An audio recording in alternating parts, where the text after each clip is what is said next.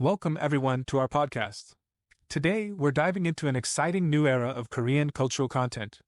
We'll be exploring the concept of Koreanism and its impact on the global entertainment scene. That's right.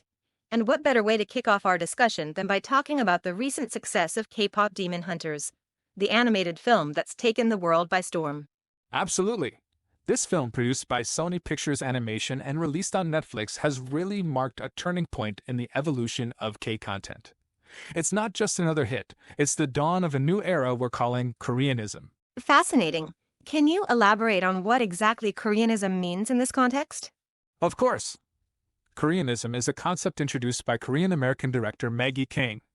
It's essentially a cultural strategy that places Korean emotions, traditions, and life details at the core of content, but presents them through global languages and cutting-edge production techniques. That's quite a shift from what we've seen before. So it's not just about exporting Korean-made content anymore? Exactly. It's about embodying Korean identity and stories within global systems, effectively creating a new world standard. K-pop Demon Hunters is a perfect example of this approach. I'm intrigued. What are some of the key aspects of Koreanism that we can see in this film? Well, one of the most striking aspects is the creative fusion of Korean DNA. For instance, the film blends K-pop, which is already globally popular, with traditional Korean shamanism.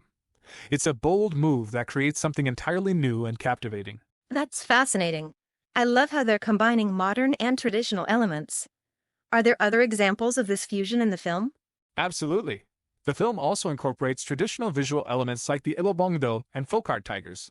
But what's really interesting is how they've woven in everyday Korean life details, like scenes featuring convenience store kimbap and cup noodles. That's such a clever way to make the content feel authentically Korean while still being relatable to a global audience. Speaking of global appeal, how does Koreanism approach the language barrier? Great question. K-pop Demon Hunters tackles this by using English dialogue, which makes it accessible to a wider audience. But here's the clever part. They've managed to maintain Korean emotional nuances even in the English script. That's impressive. It sounds like they're really pushing the boundaries of what global content can be. But I'm curious, how does this new approach impact the business side of things?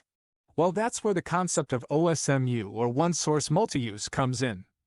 K-pop Demon Hunters isn't just a film. It's spawned virtual idols that have become real-world chart toppers, and there's a whole range of merchandise and soundtracks associated with it. So it's creating multiple revenue streams from a single IP. That's smart. It reminds me of how K-pop groups often have extensive merchandise lines and tie-in content. Exactly. It's taking that K-pop business model and applying it to a broader range of content. It's all about maximizing the value of the IP across different platforms and formats. This whole concept of Koreanism seems like it could be a game changer for the Korean entertainment industry. Do you think we'll see more content following this model in the future? I think it's highly likely.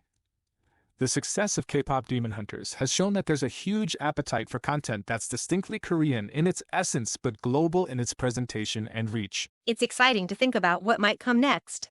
Before we wrap up this segment, any final thoughts on the significance of Koreanism? Absolutely. I think Koreanism represents a significant shift in how we approach cultural content creation. It's not just about showcasing Korean culture anymore, but about integrating it seamlessly into global narratives. That's a great point.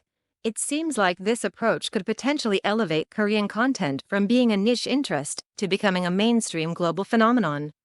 But I'm curious, how can other creators and businesses capitalize on this trend? Well, that's an excellent question, and it leads us perfectly into our next topic. Based on the success of K-pop Demon Hunters, we can identify 3 key strategies for businesses looking to leverage the Koreanism trend. Oh, this sounds interesting. What's the first strategy? The first strategy is to recreate Korean DNA. This means going beyond the familiar territory of K-pop and K-dramas to explore deeper aspects of Korean culture, history, and social phenomena. I see. So it's about finding fresh, authentic Korean stories that haven't been told yet on the global stage? Exactly. It's also about reimagining everyday Korean experiences as cultural codes that can resonate globally. Think about how Parasite turned the simple act of making ramen into a memorable scene. That's a great example. What's the second strategy? The second strategy is to build hybrid production models. This involves collaborating with global studios while ensuring that Korean creators remain central to the planning process. So it's about combining Korean creative vision with international resources and reach? Precisely. It also includes facilitating talent exchange programs and diversifying funding sources to include foreign investors interested in Korean stories. That makes sense. It's like creating a bridge between Korean creativity and global production capabilities. And the third strategy? The third strategy is to design a Koreanism universe centered on IP. This means planning for multi-platform expansion from the very beginning of content development. Ah, so it's about thinking beyond just a single movie or show, right? Exactly. It includes developing virtual IP businesses, like virtual idols, and creating integrated global fandom platforms. The key is to build a comprehensive ecosystem around each piece of content. This all sounds incredibly promising for the future of Korean content. Do you think these strategies could work for other countries trying to globalize their cultural content? That's an intriguing question. While these strategies are tailored to Korea's unique strengths, the underlying principles could certainly be adapted by other countries. The key is to identify and leverage each culture's unique DNA while embracing global production standards. It's fascinating to see how the entertainment industry is evolving. As we wrap up, what do you think is the most exciting aspect of this new era of Koreanism? I think the most exciting aspect is the potential for truly global storytelling that doesn't compromise cultural authenticity. It's about creating content that's simultaneously deeply Korean and universally relatable. That's a powerful vision for the future of entertainment.